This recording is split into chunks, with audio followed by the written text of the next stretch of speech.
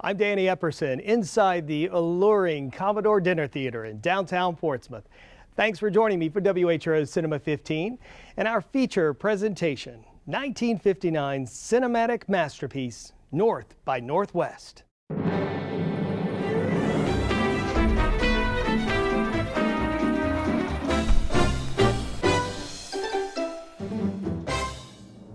If you've never seen an Alfred Hitchcock film before, you've tuned in for the right one. North by Northwest is like a compilation of Hitchcock's greatest hits, full of his trademark suspense and humor to his groundbreaking cinematic style. North by Northwest has all the ingredients for a great time at the movies. An ordinary man in extraordinary circumstances, a mysterious blonde, sinister bad guys, and one of the most iconic chase scenes in movie history. Cary Grant stars in his fourth Hitchcock film as Roger Thornhill, a wisecracking New York City ad man who is mistaken for a spy and pursued over 4 days by government agents and murderous villains. Not that I mind a slight case of abduction now and then, but I have tickets for the theater this evening. The storyline seems familiar now, but in 1959, it was groundbreaking. The combination of international espionage, eye-catching locations, and a well-dressed, wisecracking hero inspired the look and formula of the James Bond films. Bond. James Bond. North by Northwest was made during Hitchcock's most celebrated period of filmmaking. The movie gave audiences a lighthearted break between his darker-themed thrillers, Vertigo and Psycho. It broke box office records when it was released in the summer of 1959. Critics named it one of his all-time best. While North by Northwest was nominated for 3 Academy Awards, it had the unfortunate luck of competing against the epic Ben-Hur, which swept every major category at the 1960 Oscars. Today, North by Northwest is considered a classic and ranks as one of the greatest mysteries ever made.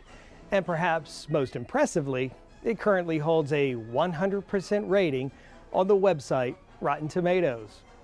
I'll be back after the movie with some more on the film, but for now, hit the lights, get your bearings, and enjoy North by Northwest. I absolutely love this movie. What's great about Alfred Hitchcock is that he's never predictable. Take the scene in the cornfield that happens in broad daylight with nothing around for miles. Once Roger Thornhill realizes the crop duster is out to get him, he's literally trapped in all that wide open space. Almost 60 years later, that sequence is still as believable and terrifying as ever. And how about that ending?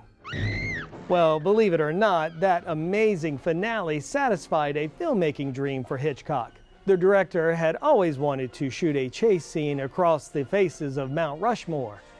He even had plans for Grant to hide inside Lincoln's nose and blow his cover with a sneeze. The Department of Interior wouldn't allow him to film on location, so Hitchcock built a massive model of Mount Rushmore on the MGM backlot. Even that was too much for federal officials. They forbade any shots of the actors climbing on presidential faces. Hitchcock compromised by having all the action in those final scenes take place in the crevices between the heads. One thing that never changed throughout the film was Cary Grant's impeccable gray suit. The tailored 3-button suit was voted by GQ magazine as the best and most influential suit in film history. I agree. I'm Danny Epperson, and I will see you next week for WHRO Cinema 15 and another classic movie.